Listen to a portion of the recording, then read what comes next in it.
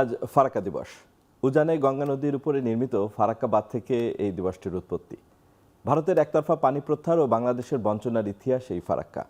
ফারাক্কা শুধু একটি বাঁধই নয়, আধিপত্যবাদের প্রতীকও এই ফারাক্কা। ভাটির দেশে পানি ব্যবস্থাপনা, গঙ্গা চুক্তি, গঙ্গা ব্যারেজ, তিস্তা মহাপরিকল্পনা, বাংলাদেশ ভারত সম্পর্ক, এই সব কিছু নিয়ে আলোচনার জন্য আজ স্টুডিওতে আছেন রাজনৈতিক বিশ্লেষক গোলাম মাওলা রনি এবং বিশ্ব গণতান্ত্রিক আইনজীবী পরিষদের সাধারণ সম্পাদক অ্যাডভোকেট হাসান তারিক চৌধুরী। আপনাদের দুজনকেই স্বাগত আজকের আলোচনায়। আর সঞ্চালক হিসেবে আছে আমি তোফায়েল আহমেদ। জনাব গোলাম মাওলা রনি, আপনার কাছেই শুরুতে আসি। 1996 সালে গঙ্গা চুক্তির মেয়াদ, যে 1996 সালে যে গঙ্গা চুক্তি হয়েছিল তার মেয়াদ এবছর শেষ হয়ে যাচ্ছে। আমরা বছরের মাঝামাঝি আছি। এই গঙ্গা চুক্তি মানে কি হবে, মানে এই চুক্তি নবায়ন হবে কিনা, এ বিষয়ে বিএনপির মহাসচিব মির্জা ফখরুল ইসলাম আলমগীর আজকেই নিয়ে কথা বলেছেন। উনি বলেছেন যে এই চুক্তি নবায়ন হবে কিনা সে বিষয়ে জাতিকে ঐক্যবদ্ধ হতে হবে এই অর্থে যে আমরা এই চুক্তি থাকবো কি থাকবো না। আপনার কি মনে হয় যে আমরা যেই চুক্তিতে ছিলাম এই চুক্তি নবায়ন হওয়া উচিত? যদি উচিত না হয় তাহলে কি হওয়া উচিত?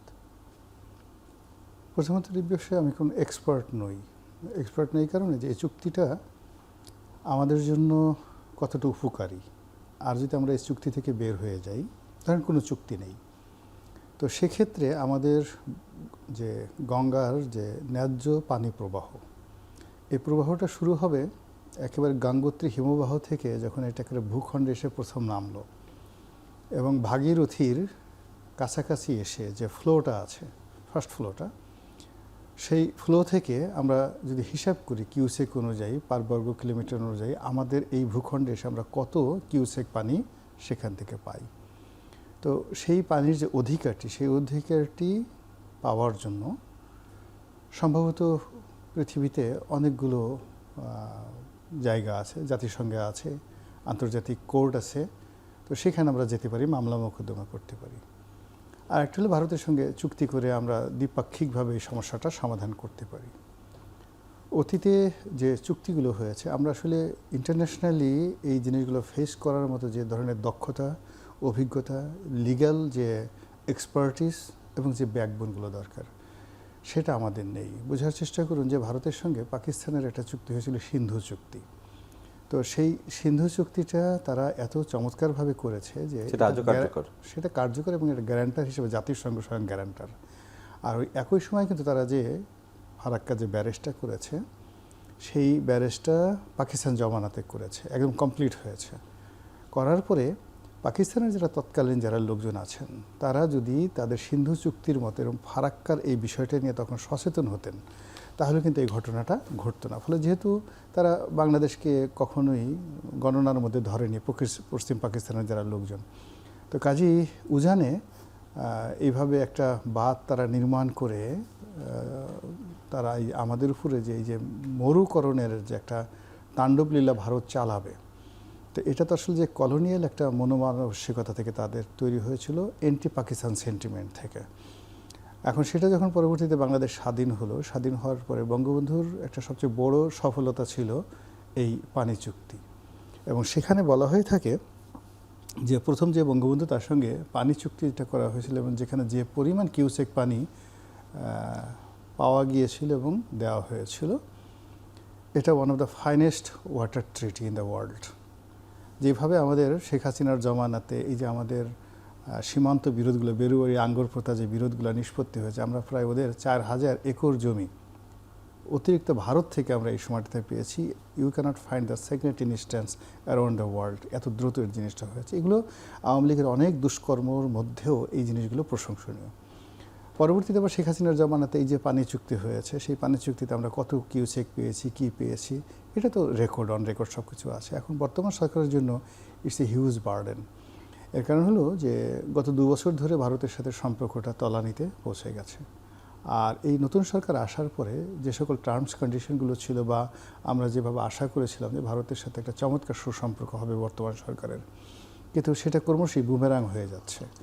তো এই বুমেরাং অবস্থাতে এটা আসলে কূটনৈতিক সমাধান সম্ভব না। অর্থাৎ ভারত স্বপ্রণোদিত হয়ে আমাদের সঙ্গে একটা চুক্তি করবে, আর আগের সেই চুক্তি ধারাবাহিকতা আমাদেরকে সেই পানি দেবে। এর কারণ হলো এই গঙ্গার পানি নিয়ে ভারতের মধ্যেই যুদ্ধ লাগার উপক্রম, অর্থাৎ পশ্চিমবঙ্গের ওই ফারাক্কা পয়েন্টে তারা যে পানি পাচ্ছে, তারা বলছে যে আমরাই তো পাচ্ছি না, সেম তিস্তাতে একই অবস্থা। এর কারণ হলো উজানে অন্যান্য যে সকল স্টেট আছে, বিহার, উত্তরপ্রদেশে বন্যা হচ্ছে, হ্যাঁ সেখানে বন্যা, হ্যাঁ তারা, অর্থাৎ এখন এই যে আমাদের এই পার্টে আমাদের যেমন মরুকরণ হচ্ছে, মরুকরণ হওয়ার সাথে সাথে কিন্তু ভারতে যেটা হচ্ছে সেটা হলো অতিরিক্ত বন্যা এবং তার সঙ্গে সঙ্গে মরুকরণ, এবং এই ফারাক্কা তাদের একটা গলার কাটা হয়ে গেছে সিমেন্টেনিয়াসলি। হ্যাঁ হ্যাঁ, সেই দিক থেকে। তো এখন এই সমস্যাটা এত বড়, এত ব্যাপক যে আমাদের মতো এখানে যারা আসছি আমরা শুধুমাত্র বলতে পারি ভাষা, কিন্তু এটা ইন দ্য ডিপতে যাওয়ার জন্য, যেমন লিগ্যাল বিষয়টা যাওয়ার জন্য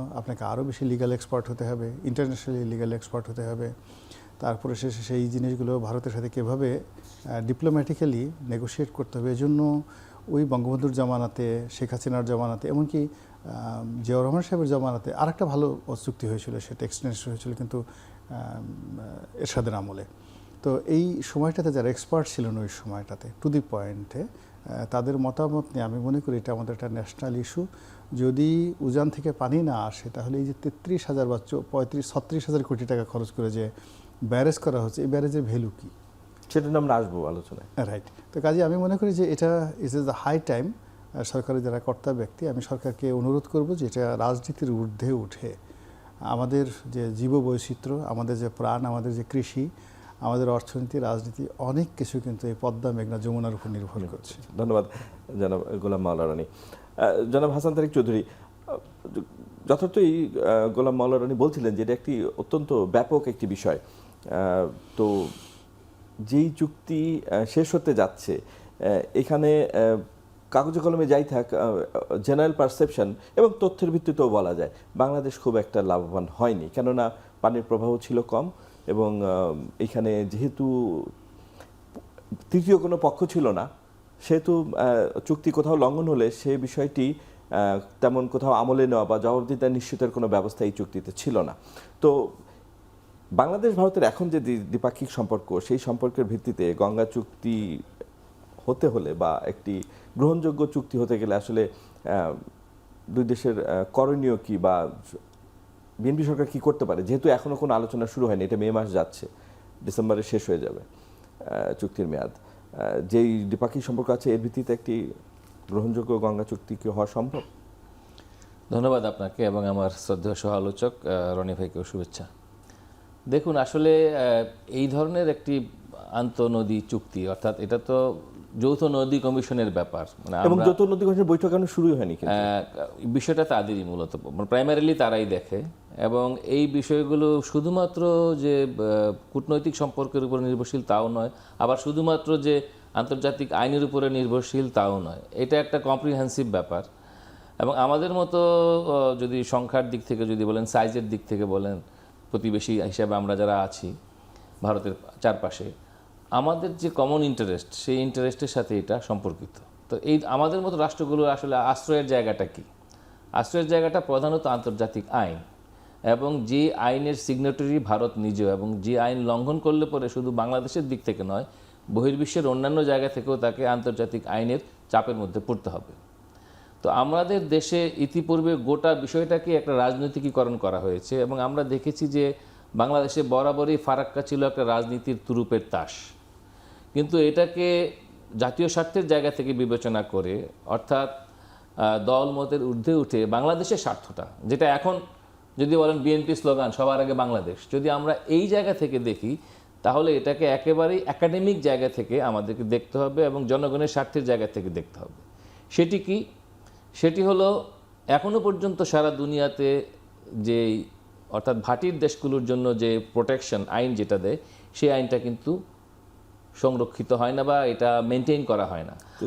আমাদের গঙ্গা চুক্তিতে যেটি হয়েছিল, অর্থাৎ আমরা মানে আওয়ামী লীগ আমলে যে চুক্তি হয়েছিল সেটা কি আন্তর্জাতিক আইন দ্বারা রেটিফাইড ছিল, কিন্তু সেই চুক্তির যদি আমরা সমীক্ষা করি, অর্থাৎ বিশেষজ্ঞ পর্যায়ে সমীক্ষা, আমি তো নিজে বিশেষজ্ঞ না, কিন্তু যারা বিশেষজ্ঞ তারা যখন তাদের আর্টিকেল লেখে, সেই আর্টিকেলে তারা যখন মেনশন করে যে শুষ্ক মৌসুমে চুক্তি অনুযায়ী আমাদের যেটুকু পাওয়ার কথা ছিল সেটার যে পরিমাপ করা, সেই পরিমাপ করলে দেখা যায় সেটা কিন্তু মেনটেন করা হয় নাই। এবং আরেকটি বিষয় থাকে এই ধরনের চুক্তিতে, গ্যারান্টি ক্লজ বলে একটা কথা থাকে, যে আমি এই চুক্তিটা আমার গ্যারান্টি কি হবে, এটা যদি লঙ্ঘিত হয় তাহলে আমার গ্যারান্টির জায়গাটা কি হবে, এবং সেটা লঙ্ঘিত হলে পরে আন্তর্জাতিক আদালতে কিভাবে আমি মামলাটা বা আমাদের অভিযোগটা প্রসিড করব এবং সেটা রেজাল্টটা compensation কি পেতে হবে, পারি। এবং একই সঙ্গে এর যে কন্টিনিউয়েশন, অর্থাৎ এই চুক্তির ধারাবাহিকতা কেমনভাবে হবে, এই জায়গাগুলো কিন্তু টার্মস এন্ড কন্ডিশনে লেখা থাকে। তো কিন্তু আমরা নিশ্চয়ই লুজার হয়ে গেছি। 1996 সালে এই বিষয়গুলো কিন্তু ছিল না। সিন্ধু চুক্তি খুব সুন্দর কাজ করছে, এখানে গ্যারান্টি, গোলাম মাল্লা রানিও বললো, আমরাও দেখেছি এখানে গ্যারান্টার ছিল, আমাদের এখানে গ্যারান্টার নেই। আমরা এইগুলো চিন্তাই করিনি। না, আমরা চিন্তা করেছি, আমরা চিন্তা করিনি যে তা না, কিন্তু হয় কি যে পলিটিক্সে প্রায়োরিটির জায়গাগুলো মাঝে মধ্যে চেঞ্জ হয়ে যায়, এবং এই যখন চেঞ্জ হয়ে যায় তখন অনেক গুরুত্বপূর্ণ বিষয় কিন্তু আলোচনার টেবিল থেকে চাপা পড়ে যায়।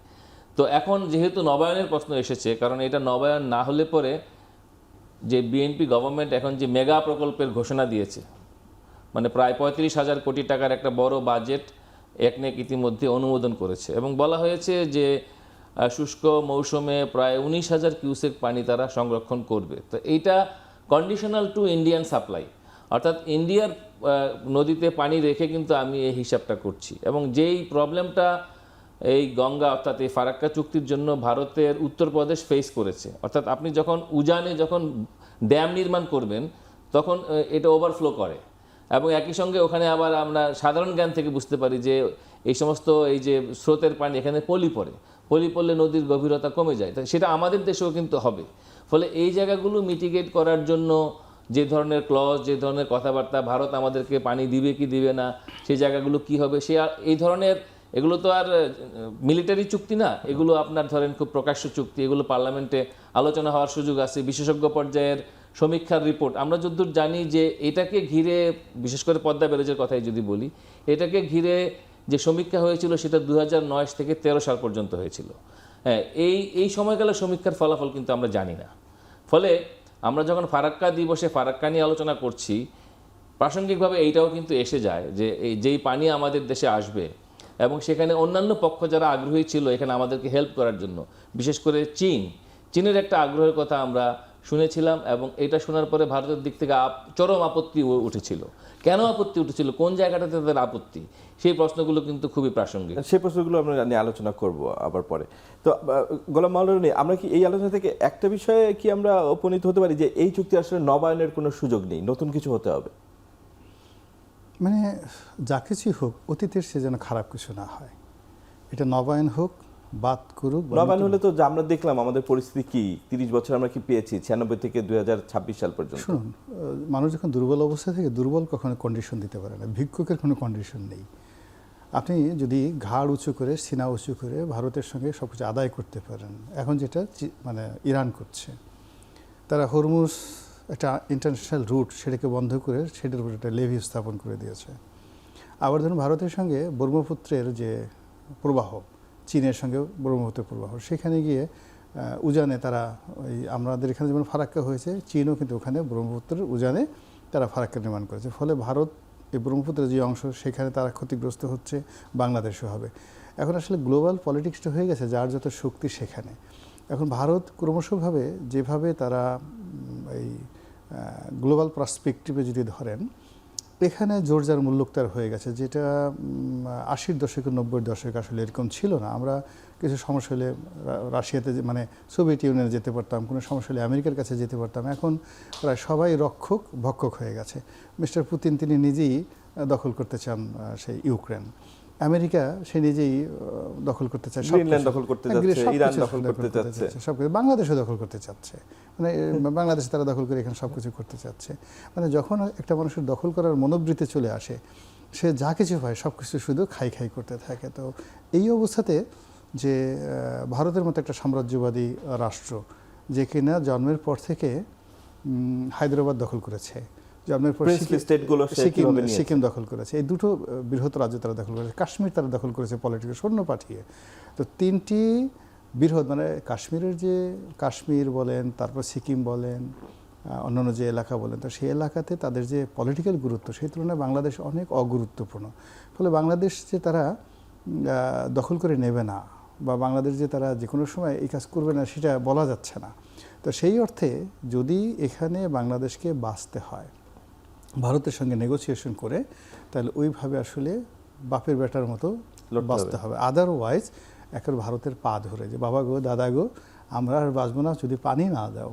আমি যেটা শুনেছি এমআর আক্তার মুকুলের বইতে লেখা, প্রথম যখন পানি চুক্তি হলো তো এরকম দুই পক্ষের বাংলাদেশের সিএসপিরা ওখানকার আইসিএসরা তারা সব মিটিংয়ে বসছে, বসার পরে এখন পাশাপাশি বঙ্গবন্ধু আর ইন্দিরা গান্ধী বসছে। বঙ্গবন্ধু কোনো রকম প্রোটোকল না মেনে সে আস্তে ওই ইন্দিরা গান্ধীর হাতটা ধরে ফেলছে, প্রকাশ্যে হাতটা ধরে বলছে যে বহিনজি আমার তো পানি দরকার, এখানে এত এই নিয়ম কানুন এই জিনিসগুলো হলে তো এগুলো আমি পানি পাবো না, আমার যতটুকু পানি দরকার ততটুকু পানি আমাকে দিতে হবে।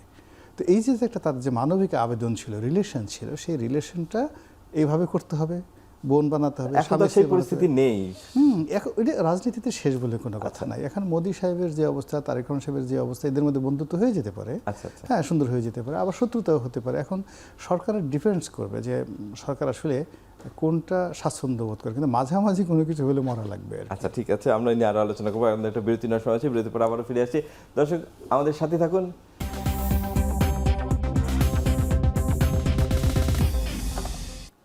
বিরতির পর আবারও ফিরলাম আজকের আলোচনায়।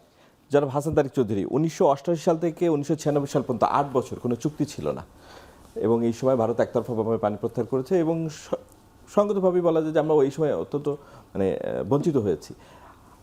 এই যে চুক্তি শেষ হতে যাচ্ছে, আমরা যদি কোনো অবস্থায় পৌঁছতে না পারি তাহলে তো আবার সেই চুক্তিহীন অবস্থা হয়ে যাবে।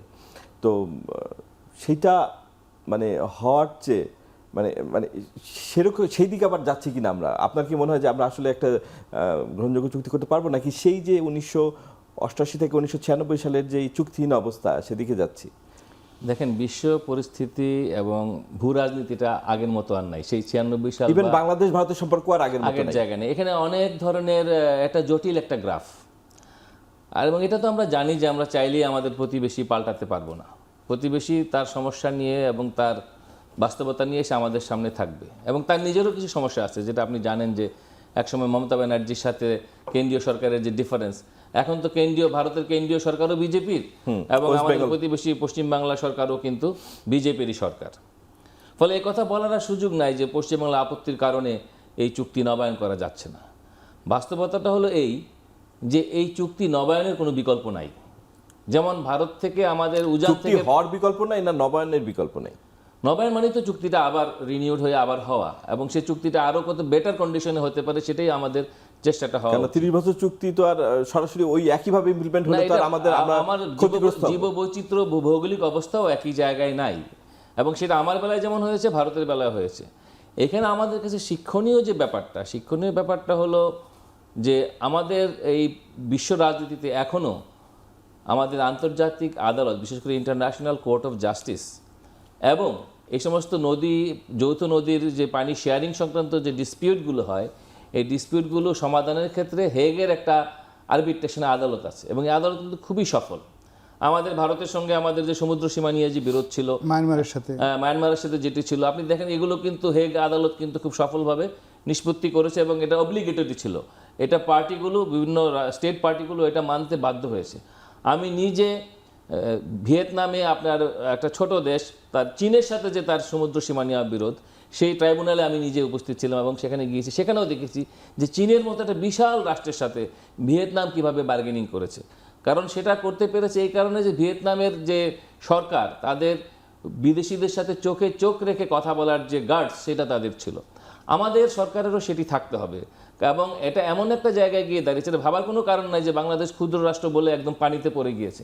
বাংলাদেশেরও কিন্তু মাথা উঁচু করে কথা বলার মতো ইন্টারন্যাশনাল গ্যারান্টি ক্লজ কিন্তু আমাদের আছে, এবং আমরাও কিন্তু আমাদের ভৌগোলিক অর্থাৎ জিওপলিটিক্যাল পজিশন থেকে আমরা কিন্তু অনেক ধরনের প্রেশার দেওয়ার ক্ষমতা রাখি। আরেকটি যেটি ভৌগোলিক রাজনীতির, বিশ্ব রাজনীতির যে পরিবর্তনের জায়গা, সেটি হলো ধীরে ধীরে আপনার এককেন্দ্রিক বিশ্ব থেকে বহুকেন্দ্রিক বিশ্ব অর্থাৎ গ্লোবাল সাউথের যে কনসেপ্ট, এটা কিন্তু পপুলার হচ্ছে। ভারত পছন্দ করুক আর না করুক, সে কিন্তু ব্রিক্সের আপনার সদস্য রাষ্ট্র। এখন যখন সে ব্রিক্সের কন্ডিশন, মানে ব্রিক্স কিন্তু ভারত একা নয়, এখানে আপনার ব্রাজিল আছে, এখানে আপনার চায়না আছে, এখানে আপনার রাশিয়া আছে, এই সমস্ত সকল দেশের যে অব্লিগেটরি যে স্ট্যান্ডার্ড, এটা কিন্তু তাকে মানতে হবে। ফলে ইন্টারন্যাশনাল কোর্ট অফ জাস্টিস এবং আমাদের জাতিসংঘের নদী কনভেনশন যে গাইডলাইন বেঁধে দিয়েছে, এর থেকে চাইলেই ভারত কিন্তু সহজে বেরিয়ে যেতে পারবে না। কারণ ওই চুক্তিতে, ওই কনভেনশনে বাংলাদেশ একমাত্র পার্টি না, এখানে আরো অনেক পার্টি আছে। সুতরাং একটা জায়গায় যদি লঙ্ঘন হয়, এটা সুযোগে কিন্তু অন্যরাও লঙ্ঘন করা শুরু করবে, যেটি আমরা দেখতে পাচ্ছি যে এটা কেউ কিন্তু চায় না। সে কারণে ভারত তার সাইজের দিক থেকে, তার ক্যাপাসিটির দিক থেকে আমাদের চেয়ে বড় হওয়া সত্ত্বেও বারবার কিন্তু এই সমস্ত আরবিট্রেশনে তাকে কিন্তু আইনের অধীনেই তাকে থাকতে হয়েছে। ফলে আমাদের দেশের এক্সপার্ট, যারা ডিপ্লোম্যাট, যারা ইন্টারন্যাশনাল লিগ্যাল এক্সপার্ট, তারা কতটা ভালো শুনানি করতে পারবে এবং কতটা ভালো সমীক্ষা দিতে পারবে, অর্থাৎ ফ্যাকচুয়াল সমীক্ষা, তার উপরে নির্ভর করবে আমাদের রাষ্ট্রের ভবিষ্যৎ এবং আমাদের স্বার্থ। ধন্যবাদ জনাব গোলাম মাওলা রনি। আমরা তো এখনো দ্বিপাক্ষিক ইস্যুতে আছি, আমরা এখনো তৃতীয় পক্ষকে এর ভিতর জড়িত করি নাই। আরবিট্রেশন ইস্যু আসবে যখন আমি এটাকে হেগে নিয়ে যাব, কিন্তু আমরা তো এখন এটা দ্বিপাক্ষিক পর্যায়ে আছে। আপনার কি মনে হয় ডিলটা আসলে কেমন হওয়া উচিত? মানে স্টেট টু স্টেট, নাকি এখানে আসলে থার্ড পার্টি বলতে জাতিসংঘকে যুক্ত করা বা আন্তর্জাতিক আদালতে যাওয়া? মানে আপনি যদি আমাকে জিজ্ঞেস করেন, আমার পার্সোনাল ম্যাটার হলো যে আমি অনেক আগেই এটা ইন্টারন্যাশনাল কোর্ট অফ জাস্টিসে চলে যেতাম, হেগে। এর কারণ হলো এখানে শুধুমাত্র আমি আমার ন্যায্য পানি চাইতাম না, আমি যেটা চাইতাম যে আমার সঙ্গে তার যে চুক্তি ছিল, ফার্স্ট সেই গঙ্গা পানি চুক্তি, সেই চুক্তি থেকে আজ অবধি এই চুক্তি না পালন করার কারণে আমার এই ক্ষতি হয়েছে, ক্ষতিপূরণ চাইতাম ভারতের কাছে। আর আরেকটা ভালো চুক্তি, দেশ তো একটা বড় অংশ মরুকরণ হয়েছে, 6 কোটি মানুষ ক্ষতিগ্রস্ত হয়েছে, বছর পর বছর ধরে আমরা। এখন মূল ব্যাপার হলো যে এখন বাংলাদেশের যে প্রেক্ষাপট যাচ্ছে, সেই প্রেক্ষাপটে আপনি নিশ্চিত ধরে রাখেন যে এই সরকারের সাথে ভারত একটা ভালো চুক্তিই করবে না। 2 নম্বর হলো যে এই সরকারের সাথে চুক্তি না করার অনেকগুলো কারণ আছে। সরকারের সাথে সম্পর্ক ভালো না, ওখানে তারা আওয়ামী লীগকে বাংলাদেশে আবার পুনর্বাসিত করতে চাচ্ছে, আওয়ামী লীগের হাত দিয়ে একটা জিনিস ফেরত দিতে চাচ্ছে। ওই দিকে আবার পশ্চিমবঙ্গে শুভেন্দু সেখানে ক্ষমতায় চলে আসছে এবং সে বাংলাদেশ বিরোধী বক্তব্য দিচ্ছে। হ্যাঁ, বাংলাদেশ বিরোধী বক্তব্য দিচ্ছে এবং এই গঙ্গাতে পানি নেই এটা যদি দেখে যে এই পাশে রাজশাহীর এই পাড়ে যেটা শুষ্ক মৌসুমে পানি থাকবে না, আপনি দেখবেন যে শুভেন্দু সেখানে বিজেপির একটা আনন্দ মিছিল বের করবে। তো এই জিনিসগুলো এখন এরকম একটা পরিবেশ পরিস্থিতি কিন্তু 88 থেকে 96 সন পর্যন্ত ছিল না। অবাক করার ব্যাপার হলো আমাদের বাংলাদেশের যে কটা সরকার ছিল, যদি সবচেয়ে সহনশীল এবং একটা প্রেডিক্টেবল রিলেশন ধরেন, তো সেটা ছিল এরশাদ সাহেবের সাথে ভারতের। মানে he is the by product of Ershad, মানে Ershad is the by product of India. তো ছিল, ফলে সেই এরশাদের জামানাতে উইদাউট চুক্তি ছাড়া তখন আমাদের যে দুর্ভোগ দুর্দশা হয়েছিল, আমার যতটুকু মনে পড়ে, তখন আমি সংবাদপত্রের সাথে জড়িত, চাকরি করি এই জায়গাতে। প্রায় প্রতিদিনই আমাদের পত্রিকার হেডলাইন থাকতো যে ভারত থেকে আজকে পানি না আসার কারণে আমাদের কি কি সমস্যা হচ্ছে, কোন কোন এলাকাতে মরু হচ্ছে, কোন নদীটা শুকিয়ে যাচ্ছে। এবং সেইভাবে 96 সন পর্যন্ত বিএনপির জামানাতেও তারা এইটা করতে পারলো না। এই কারণে যে এরশাদের পতনের পর ভারত যেটা চেয়েছিল এরশাদকে একটা সেফ এক্সিট দেওয়ার ব্যাপারে, তো সেটা যখন বিএনপি সরকার দিল না দেওয়ার কারণে কিন্তু ভারত বেঁকে বসলো। ফলে 91 থেকে 96 সন পর্যন্ত ঠিক ভারত কিন্তু বিমাতাসবল আচরণ করেছে বিএনপির সঙ্গে। ফলে ওই যে চুক্তিটা, যেটা এরশাদ মনে করছিল তার সাথে তো ভারতের যে সম্পর্ক আছে এটা দরকার নেই, এমনি দিয়ে দেবে, তো ওটা 88 সন পর্যন্ত এমন সমস্যা হয়নি। 91 থেকে 96 পর্যন্ত it was disaster, just like a disaster. একটা বিখ্যাত উক্তি শেখ হাসিনার অনেকেই বলেন যে খালেদা জিয়া নাকি সে সময় ভারত সফরে গিয়ে গঙ্গার পানি বন্টনের ইস্যুটি তুলতে ভুলে গিয়েছিলেন, এরকম অভিযোগ শেখ হাসিনা যখন মানে উনি যদি ভুলে না গিয়ে যদি থাকতো এটা কাজ হতো না, বিকজ ভারত একটা সিস্টেমে চলে, চাণক্য নীতিতে চলে, বহু প্রাচীন 5000 বছরের প্রাচীন একটা রাজনৈতিক কৃষ্টি এবং কালচার সমৃদ্ধ একটা দেশ। ফলে সেখানে যদি আপনাকে উইন করতে হয় তাহলে ওই ধরনের ডিপ্লোম্যাসি লাগবে, ডিপ্লোম্যাটিক পার্সোনালিটি লাগবে আপনার। আমাদের যেমন তাদের সাথে আমাদের যে ইন্টারকানেক্টিভিটি, এমন একটা অবস্থায় থাকতে হবে যেন আমরা মানে ভারতের অর্থনীতির যে কোনো একটা জায়গাতে আমরা হিট করতে পারবো, হিট অ্যান্ড হার্ট। মানে একটু যুক্ত করি, 91 থেকে 96 যেমন ছিল তার চেয়ে খুব ভালো অবস্থা এখন তো নাই, তার মানে কি আমরা আবার তার সাথে আরও খারাপ অবস্থায় আছি। মানে 96 সনে আমাদের মানে ভারতের সাথে একটা সিঙ্গেল ইস্যু ছিল যে এরশাদকে তারা সেফ এক্সিট দিচ্ছে না, এরশাদকে জেলখানায় পুরে রেখেছে। এছাড়া বিএনপি সরকারের বিরুদ্ধে ভারতের কোনো অভিযোগ ছিল না। তাদের যে মূল অভিযোগটা ছিল 2001 সনে, অর্থাৎ যখন এই যে বাংলাদেশের 10 ট্রাকের ব্যাপার স্যাপার আসলো, তখন ছিল ওই সমস্যাগুলো, জঙ্গিবাদ। আপনি কি আশাবাদী নন একটা ভালো চুক্তি হওয়ার ব্যাপারে? এই সরকারের একেবারে এখানে আশাবাদী হওয়ার কোনো নাই, মানে যাকে বলে এখানে যদি আশাবাদী হই এটা একটা নির্বুদ্ধিত হবে। এবং আপনাকে খুশি করার জন্য আপনার অনুষ্ঠানে আমাকে ডাকছেন, এই জন্য আপনারা আমাকে দেখে দেখে হাসতেছেন, এই জন্য আপনাকে খুশি করার জন্য আমাকে কিছু কথা বলা দরকার, এরকম কথা হবে। কিন্তু ইন জেনারেল আপনি যদি রিয়েলিটি ধরেন, এই মুহূর্তে বিএনপি সরকারের যে কোনো দুর্ভোগ দেখলে, দুর্দশা দেখলে দিল্লি খুশি হবে। এই অবস্থায় যদি তারেক রহমান সাহেবের কোনো বিপদ দেখে তাহলে শুভেন্দু খুশি হবে। তো তারা সেই যে রাজনীতিগুলো তারা চলছে, আর যেহেতু বিষয়টা এমন না যে তাদের কাছে এটা এক্সট্রা সারপ্লাস, এটা যদি তাদেরকে দিতে হয় তাহলে তাদের দেশকে বঞ্চিত করে দিতে হবে। ফলে এখানে বাংলাদেশ মরলো বাঁচলো এগুলো নিয়ে ভারত চিন্তা করবে না, কখনো তারা চিন্তা করবে না।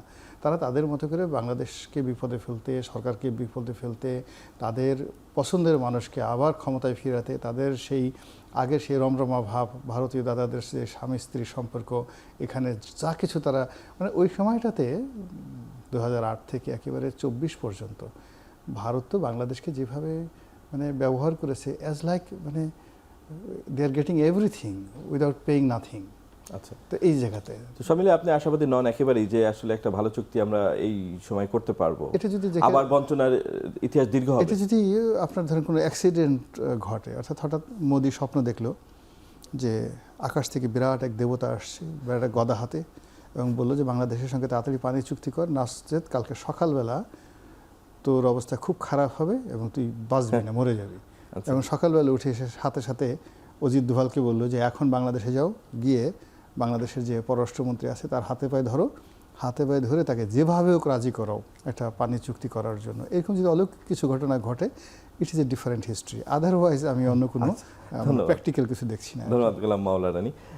জনাব হাসান তারিক চৌধুরী, আমরা আরবিট্রেশনে তো মানে দ্বিপাক্ষিক ইস্যুতে যেটা অনেক আর্টিকেল আসছে যে গ্যারান্টার যুক্ত করা বা গ্যারান্টি ক্লজ থাকা, জবাবদিহিতা নিশ্চিতের ক্ষেত্রে চুক্তি লঙ্ঘন হলে সেটা কি করতে গেলে ওই যে যেটি এর আগেও গোলাম মাওলা রানী বলছিলেন যে দুর্বলের পক্ষে কোনো শর্ত দেওয়া খুব কঠিন, আমরা কি এরকম রাখতে পারি না? যেহেতু সিন্ধু চুক্তি সহ অন্যান্য, আপনি নিজেও একটি উদাহরণ দিচ্ছিলেন, যদিও সেখানে আমি জানি না যে সেখানে আন্তর্জাতিক অন্যান্য পক্ষ ছিল কিনা ভিয়েতনাম এবং চীনের মাঝখানে, যদি বিষয়টা দ্বিপাক্ষিক থাকে তাহলে আমরা কিভাবে এই ধরনের আমাদের স্বার্থ সুরক্ষার জন্য ইস্যুগুলো চুক্তিতে অন্তর্ভুক্ত করতে পারি? দেখেন, এই সমস্ত ক্ষেত্রে লিগ্যাল পদ্ধতিটা কি? লিগ্যাল পদ্ধতিটা হলো প্রথমে এগোতে হয় দ্বিপাক্ষিকভাবে। তো আমরা তো আগে এখনো দ্বিপাক্ষিক আছে। হ্যাঁ, শুরুটা এভাবেই হয়। যখন দ্বিপাক্ষিক প্রক্রিয়াটা ফেল করে তখন সেটা কিন্তু আপনার আন্তর্জাতিক আদালতে যায়, এবং আন্তর্জাতিক আদালতে যাওয়ার পরে সেটার পক্ষে লবি করার জন্য কিন্তু এখানে আদার পার্টিগুলো ইনভলভ হয়। আমরা যদি সারা দুনিয়ার এই সমস্ত আন্তঃনদী বিরোধগুলোর ইতিহাস দেখি, আমরা দেখব যে এগুলো কিন্তু এই পদ্ধতি মেনেই হয়েছে। এখন বাংলাদেশের যে অবস্থান, বাংলাদেশকে এত তুচ্ছ মনে করার কোনো কারণ নাই। ভারত যদি মনে করে যে বাংলাদেশ খুব তুচ্ছ এবং সে চোখে চোখ রেখে কথা বলতে পারবে না, তাহলে ভারতকেও কিন্তু এর জন্য মূল্য দিতে হবে। এবং ভারতের যে ফরেন পলিসি, আপনি দেখবেন যে আমাদের দেশে যখন তারা রাষ্ট্রদূত নিয়োগ করে, তারা কিন্তু অনেক ভেবেচিন্তে রাষ্ট্রদূত পাঠায়, এবং এখনকার যিনি রাষ্ট্রদূত আছেন তিনি বিদায় নেওয়ার পরে কে আসবে সেই ঘোষণাও কিন্তু ইতিমধ্যে চলে এসেছে। এবং তিনি কিন্তু বৈশিষ্ট্যগতভাবে, যার নাম শোনা যাচ্ছে, তিনি কিন্তু বৈশিষ্ট্যভাবে ওই রকম কিন্তু ক্যারিয়ার ডিপ্লোম্যাট না, তার থেকেও বেশি কিছু। কেন সেটা ভারত করে এইটা আমাকে বুঝতে হবে। এইটা এই কারণে করে যে এটা বাংলাদেশের ভ্যালুটা বোঝার জন্য, কারণ এখানে তাকে জিততে হবে, এবং তাকে আমরা যদি একটা উইন উইন একটা চুক্তি করতে চাই, রিলেশন রাখতে চাই, এটা নির্ভর করবে আমাদের রাষ্ট্রনেতাদের উপরে। আমি বিশ্বাস করি যে আমাদের দেশের এই যে অভ্যুত্থানের মধ্য দিয়ে আমরা এসেছি, সেই অভ্যুত্থানে কিন্তু একটা বড় পয়েন্টই ছিল কিন্তু আমাদের গোলামী চুক্তি থেকে বেরিয়ে আসার প্রসঙ্গ। এই অভ্যুত্থানের বড় স্পিরিট ছিল হলো আপনার বৈষম্য দূর করার প্রসঙ্গ। বৈষম্য তো রাষ্ট্রের সাথে রাষ্ট্রেরও হয়। দেশের ভেতরে যখন আপনার কোটা বৈষম্য হয়, মেধার সাথে কোটার যখন বৈষম্য, একই রকমভাবে এই পানি চুক্তিটাও কিন্তু একটা কোটা, তার কত কোটা থাকবে, আমার কত কোটা থাকবে, তো সেই কোটায় কি প্রাধান্য করবে এটা ডিল করার জন্য আমরা বাংলাদেশ কিন্তু এই ক্ষেত্রে একা নই। এখন আমাদের যারা ফ্রেন্ডস আছে, ইন্টারন্যাশনাল পার্টনার্স আমাদের অনেকভাবেই আছে, আমি এটা ব্যাখ্যা করতে চাই না। সেই পার্টনারদের মধ্যে আমি কি কূটনীতি অ্যাপ্লাই করছি, কি ডিপ্লোমেসি অ্যাপ্লাই করছি, এবং সেটার মধ্য দিয়ে আমি কতটা চাপ প্রয়োগ করতে পারছি বা চাপের পরিবেশ সৃষ্টি করতে পারছি, এর মধ্য দিয়েও কিন্তু অনেক কিছু বের করে আনা যায়। তো সবসময় আপনি দেখবেন যে বড় কোম্পানির সাথে যখন ছোট কোম্পানির চুক্তি হয়, ছোট কোম্পানি কিন্তু একদম দেউলিয়া হয়ে যায় না। আচ্ছা, সুতরাং আমরা যখন একটা বৃহৎ শক্তির সঙ্গে চুক্তি করতে যাব, এখানে একটা স্ট্যান্ডার্ড গাইডলাইন আছে, আমাদের ডেভেলপমেন্ট পার্টনাররা আছে, এবং সেই পার্টনাররা অনেক শক্তিশালী। সুতরাং তাদের মোরাল সাপোর্ট নিয়ে, তাদের লিগ্যাল সাপোর্ট নিয়ে আমরা যদি ইন্টারন্যাশনালি এটাকে ডিল করি, it is very much possible. আমি খুবই আশাবাদী। আরেকটা বিষয় ছোট করে, যে অভ্যন্তরীণভাবে আমাদের এখন বিভিন্ন মানে অনেক সময় দেখা যায় সরকারে যারা থাকে তারা একতরফাভাবে আলোচনা চালায়, দেশের ভিতর কনসেনসাস তৈরি করে না।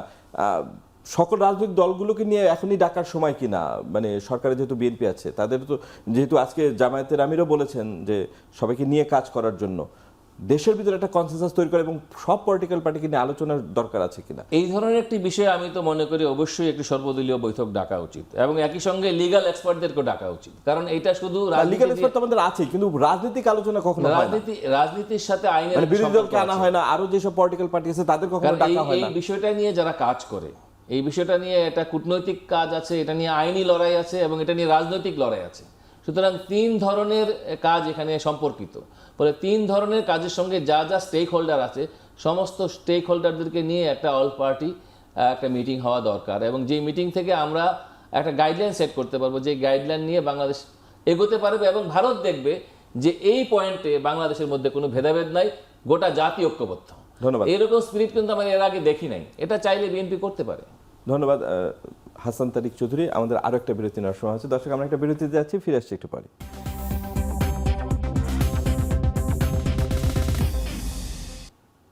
বিরতির পর আবারও ফিরলাম আজকের আলোচনায়।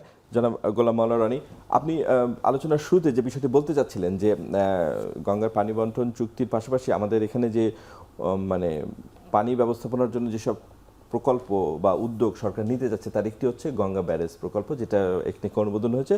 আপাতত ইনিশিয়ালি 35,000 কোটি টাকা খরচ হবে। এটা বাস্তবায়ন শুরু হলে কোথায় যাবে সে আমরা মানে আমাদের বাস্তবতার নিরিখে বুঝতে পারি যে এটা আস্তে আস্তে মানে রকেট যে গতিতে যায় সেদিকেই যাবে খরচ। তো পানির নিশ্চয়তা না পেয়ে, অনেক বিশেষজ্ঞ বলছেন পানির নিশ্চয়তা না পেয়ে এ ধরনের প্রকল্প নেওয়া হটকারী হবে। এবং একই সাথে আমাদের যে ব্যাপকভাবে খাল খনন কর্মসূচি নেওয়া হয়েছে, এটাও তো পানির প্রাপ্যতার উপর নির্ভরশীল। আপনি কি মনে করেন যে এই গঙ্গা ব্যারেজ এবং এই খাল খনন কর্মসূচি পানির প্রাপ্যতা নিশ্চিত না হলে সেটা বুমেরাং হতে পারে কিনা বিএনপি সরকারের জন্য? প্রথমত হলো যে আমি দুটো ব্যাপারেই এক্সপার্ট নই। না, আমি পলিটিক্যাল অ্যাসপেক্টেই জানতে চাই। আমি যেটা হলো যতটুকু আমি স্বাভাবিক দৃষ্টিতে দেখি, খাল খনন নিয়ে রীতিমতো লঙ্কা কাণ্ড ঘটছে। লোকজন সব কাজ করার বাদ দিয়ে এই খাল খনন করতে হবে। আর এক শ্রেণীর লোক যে টপ সয়েল, এই টপ সয়েল খাল কাটার নাম করে এই টপ সয়েল নিয়ে বিভিন্ন ইট ভাটাতে বিক্রি করে দিচ্ছে। এগুলো নিয়ে গ্রামগঞ্জে প্রচুর মারামারি কাটাকাটি হচ্ছে। তারপরে ধরুন একটা পরিত্যক্ত খাল, এটা খনন করতে হবে। এর কারণ হলো খালের তীরে যে জায়গাগুলো আছে সেগুলো দখল করা, করা নিয়ে বিরাট একটা বাণিজ্য হয়ে যাচ্ছে। আবার আপনি এত বড় একটা বিরাট কর্মযজ্ঞ চালাবেন, 20,000 কিলোমিটার খাল খনন করবেন। কোনো কোনো জায়গাতে যেমন আমি দেখলাম যে সদরপুর অন্যান্য এলাকাতে, কয়েকটা এলাকাতে খালের যে ছবিগুলো আছে সেগুলো ড্রেনের মতো কিছু কাটাকাটি হচ্ছে। এগুলো নিয়ে প্রচুর ট্রল হচ্ছে, সরকারি টাকা খরচ যাচ্ছে, এটা নিয়ে সরকারের এখনও পর্যন্ত কোনো সুনাম আসেনি। ওই গেল এক। 2 নম্বর হলো যে আমাদের যে সারফেস ওয়াটার, একটা খালে যে পানি থাকবে, আমরা জিয়াউর রহমান সাহেব যখন খাল খনন করছে তখন আমরা দেখেছি, তখন তো আমরা স্কুলে পড়ি, আমরা দেখেছি তখন মানে সামান্য একটু 2-3 হাত পানি মানে মাটি সরালি প্রচুর পানি আসছে, আমরা কুয়ারতে সেই পানিগুলো দেখলাম। এখন তো ভূগর্ভস্থ পানি পানিতে আর এটা এখন এই পানি হলো ইভেন বর্ষাকালে যদি পানি হয় সেই পানি মানে সেটাও থাকে না। বর্ষাকালেও আমাদের দেশে এত প্রচুর বাড়ি হওয়ার পরেও সারফেস ওয়াটার তো নিচে নেমে চলে গেছে যে পানিগুলো মাটি হজম করে ফেলে। সেখানে এই সময় এই খালগুলো ইট বিকাম এ লায়াবিলিটিস। আমার একটা কমন সেন্স যেটা বলে, এর বাইরে যদি টেকনিক্যাল কিছু থাকে সেটা হয়তো তারা বলতে পারবে। এগুলো একটা। 2 নম্বর হলো এই যে পদ্মা ব্যারেজটা নিয়ে, পদ্মা ব্যারেজের ক্ষেত্রে আমাদের এরশাদ কিন্তু একটা রাবার ড্যাম করেছিলেন প্রথম, অনেক টাকা খরচ করে। এরশাদের 2টো প্রকল্প মানে আমাদের জাতির জন্য দীর্ঘদিন একটা লায়াবিলিটিস। এক হলো তিস্তাতে উত্তরবঙ্গের সে একটা রাবার ড্যাম প্রকল্প করেছেন, এটা পুরোটাই যাকে বলা হয় আমাদের জন্য বুমেরাং হয়ে গেছে, একটা পয়সা হয়নি। এবং ওখানে আমি তো ওইটার উপর দিয়ে গিয়েছি, ওইটার কারণে আরও ওখানে নদীতে আরও চর জেগে গেছে। এইগুলো একটা। আর একটা উনি কাজ করেছিলেন কাপখো, মানে ওই আমাদের সবচেয়ে বড় একটা ইনভেস্টমেন্ট এনেছিলেন, মানে কর্ণফুলী ফার্টিলাইজার কোম্পানি দিয়ে জাপানি একটা ইনভেস্টমেন্ট এনেছিলেন। এবং এইটার কারণে আমরা এখানে যে ওই সময় 2,000 কোটি টাকা আনছিলাম, খুব বেশি একটা প্রচার প্রপাগান্ডা হয়েছিল। কিন্তু এখানে যে রেটে গ্যাস দেওয়া হয়েছে এবং সেই গ্যাস দিতে গিয়ে সেই চুক্তি রক্ষা করতে গিয়ে আমাদের অন্যান্য সার কারখানা থেকে শুরু করে অন্যান্য গুরুত্বপূর্ণ অনেক অবকাঠামো ধ্বংস হয়ে গেছে। এবং এখানে অ্যাটলিস্ট 5 লক্ষ কোটি টাকা আমি আবার বলছি, শুধুমাত্র কাফকোতে বাজার মূল্যের চেয়ে অনেক কম মূল্যে সেখানে গ্যাস দেওয়া হয়। মানে এ যাবৎকালে যতদিন ছিল 5 লক্ষ কোটি টাকা আমাদের এই সরকারি ফান্ড থেকে সেখানে কিন্তু গেছে। তো সেই অর্থে যদি আপনি আর একটা ব্যারেজ এখানে তৈরি করেন 33,000 কোটি টাকা, এবং এটা যেহেতু বলা হচ্ছে এটা জিওবি ফান্ড থেকে, মানে আমাদের সরকারের নিজস্ব অর্থায়ন থেকে এটা দেওয়া হবে, ফলে এটার জন্য আপনাকে আন্তর্জাতিক কারোর কাছে জবাবদিহি করতে হবে না। এই যে পদ্মা কিন্তু সেতু খরচ তো এখানে থেমে থাকবে না। না না না, পদ্মা সেতুতে এত হলো কেন, দুর্নাম হলো কেন? পদ্মা সেতুতে আমি যেহেতু এই মন্ত্রণালয়ে ছিলাম, সাকুল্যে আমাদের 9,000 কোটি টাকা প্রাথমিক ব্যয় ছিল, এটা বাড়িয়ে 11,000 কোটি টাকা হলো, সেটা দেখেন প্রায় 40,000 কোটি টাকা চলে গেল। সংক্ষিপ্ত করতে হবে। কাজী তো এটা যখন এই যে আপনি 35,000 কোটি টাকা করলেন, এটা যে 70,000 কোটি টাকা হবে না, নট লাইক দ্যাট। কিন্তু তারপরেও যেমন পদ্মার সেতুটা হয়েছে, আমরা দেখতে পাচ্ছি যে এটাতে কিছু একটা হয়েছে, কিন্তু এই পদ্মা ব্যারেজটা যেটা হবে, এখানে তো আপনাকে পানি লাগবে, মেইন জিনিস হলো পানি লাগবে। পানি যদি না থাকে তাহলে আপনি কিভাবে এই ব্যারেজ দিয়ে কী করবেন? আর সেটা তো পূর্ব শর্ত সেই গঙ্গা চুক্তি। রাইট, হ্যাঁ, সেই গঙ্গা চুক্তি। ফলে সরকারের এখানে যে হাততালি দেওয়ার জন্য, হাততালি পাওয়ার জন্য সে একনিকে এটা বৈঠক পাশ করেছে। আমি মনে করি যে এই প্রকল্পে রাষ্ট্রীয় একটি অর্থ ব্যয় করার আগে সরকারকে শতভাগ নিশ্চিত হতে হবে যে এটা যেন, এখন এটা খুব টেকনোলজির যুগ, আদারওয়াইজ সরকারের সমস্ত ভালো ভালো কাজগুলো কিন্তু এই একটা প্রকল্প খেয়ে দেবে। ধন্যবাদ গোলাম মাওলা রনি। জনাব হাসান তারেক চৌধুরী, পানি ব্যবস্থাপনার সাথে একটি গুরুত্বপূর্ণ মানে আলোচনা চলেই আসে তিস্তা মহাপরিকল্পনা নিয়ে। আপনি কিছুটা উল্লেখ করেছিলেন যে চীন একটি প্রস্তাব দিয়েছিল নির্বাচনের আগেই, কিন্তু আসলে নির্বাচিত সরকারের জন্য বিষয়টি হেল্ড আপ রাখা হয়েছে। তো এখন যে পরিস্থিতি আমরা দেখছি, সরকার আসলে চীন ভারতের সাথে সম্পর্ক ভারসাম্য রাখতে গিয়ে ওটার ব্যাপারে আমরা কোনো সিদ্ধান্ত দেখছি না, আবার এদিকে যে তিস্তা চুক্তি হবে সে বিষয়েও আমরা নিশ্চয়তা পাচ্ছি না, একটা মাঝামাঝি অবস্থা। আপনার কি মনে হয় বিষয়টি আসলে কিভাবে ডিল করা উচিত সরকারের? চীন আমাদের একটা খুব গুরুত্বপূর্ণ উন্নয়ন অংশীদার এবং বাণিজ্যিক অংশীদার। আমরা যেমন ভারতকে অস্বীকার করতে পারি না, একই রকমভাবে চীনকেও কিন্তু আমরা এই এশিয়াতে অস্বীকার করতে পারি না। এবং আজকের দুনিয়ায় চীন হলো একটা বিরাট অর্থনৈতিক পরাশক্তি, এবং তারা বিশ্বাস করে সামরিক শক্তির বদলে সফট পাওয়ার বলে একটা পাওয়ারের কথা বলে, এবং সেই সফট পাওয়ারটা হলো বিজনেস পাওয়ার। এবং এই বিজনেস পাওয়ার দিয়েই কিন্তু চীন আজকে সারা দুনিয়ায় আলোচনার কেন্দ্রবিন্দুতে। এরকম একটি পাওয়ার কখনোই আমরা আনটাচ রাখতে পারবো না। এটা নানাবিধ কারণেই চীনা সরকারের যে বেল্ট অ্যান্ড রোড ইনিশিয়েটিভ, সেই ইনিশিয়েটিভের কারণেই আমরা কিন্তু চীনের সঙ্গে অলরেডি কানেক্টেড। ফলে চীন এখানে আমাদেরকে যদি পানি ব্যবস্থাপনায় বা আমাদের নদী ব্যবস্থাপনায় যদি কোনো প্রযুক্তিগত সহায়তা দিতে চায়, সেটি জাতির সামনে খোলামেলা আমরা আলোচনা করতে পারি, এবং এতে ভয় ডরের কিছু নেই। এটাও তো সত্য যে এই ব্যাপারে পার্শ্ববর্তী দেশের অনেক রিজার্ভেশন আছে। পার্শ্ববর্তী দেশ তো পলিটিক্যাল রিজন, তারা তো কোনো টেকনিক্যাল বা কোনো বৈজ্ঞানিক রিজন দেখাতে পারেনি, কিংবা অর্থনৈতিক কোনো রিজন দেখাতে পারেনি। তারা মনে করেছে চীন যদি আমাদের ভারত সীমান্তে এসে কোনো প্রযুক্তিগত সহায়তা দেয়, তাদের কল্পিত ধারণা যে চীন এখানে হয়তো কোনো মিলিটারি ইনস্টলেশন বা ইত্যাদি কিছু করবে কিনা, এই ধরনের একটা জুজুর ভয়। কিন্তু চীনকে জুজু মনে করার কোনো কারণ নেই। চীন আমাদের কাছে খুবই স্বচ্ছ একটি বিষয়, এবং সেই স্বচ্ছতার সাথেই তারা আমাদের সঙ্গে কানেক্টেড, এবং স্বচ্ছতার সাথেই তারা আমাদের সঙ্গে ব্যবসা করে। ফলে চীনের সাথে আমাদের যে উন্নয়ন সম্পর্ক, বাণিজ্যিক সম্পর্ক, বিশেষ করে প্রযুক্তিগত অবকাঠামোগত যে জায়গা, সেই জায়গায় চীনের অবদান তো আমরা সবাই জানি। প্রত্যেকটি সেতুর ক্ষেত্রে তিস্তা মহাপরিকল্পনা চীনের বিনিয়োগ নেওয়া উচিত আপনি মনে করেন? হ্যাঁ, অবশ্যই চীনকে ওয়েলকাম করা উচিত। এবং এই যে ব্যালেন্সটা মেনটেন করার ক্ষেত্রে পলিটিক্যাল যে ল্যান্ডস্কেপ, এটা তো তৈরি করবে শাসক দল। তাদের যদি সেই দক্ষতা না থাকে এবং তারা যদি বলটা ভুল করে ভারতের কোর্টে তুলে দেয়, সেটা দায়িত্ব সরকারকেই নিতে হবে। এটা একটা দক্ষ কূটনীতিরও ব্যাপার, দক্ষ রাজনীতিরও ব্যাপার। কিন্তু সস্তা জনপ্রিয়তা কুড়াতে গিয়ে, যেটা পদ্মা ব্যারেজের বেলায় কিছুটা রনি ভাই বলেছেন, যে আপনি দেখেন যে এই পদ্মা ব্যারেজের টাকা ক্ষেত্রে সরকারের এক মন্ত্রী বলছেন যে দেশের অর্থনীতি ঠিক করতে 2 বছর লাগবে, এত খারাপ অবস্থা, মানে শূন্য হাতে আমরা এসেছি। আবার তারাই বলছেন যে এত বড় 35,000 কোটি টাকার ফান্ড তারা নিজস্ব তহবিল থেকে নেবেন। এই যে সাংঘর্ষিক অবস্থা, এরকম কথা বলে তো জনপ্রিয়তা কুড়ানো যাবে না। ধন্যবাদ জনাব হাসান তারেক চৌধুরী এবং জনাব গোলাম মাওলা রনি, আপনাদেরকে অসংখ্য ধন্যবাদ আমাদের এই আলোচনায় যোগ দেওয়ার জন্য। দর্শক, আমরা এখানেই শেষ করছি, আবারও দেখা হবে। শুভরাত্রি।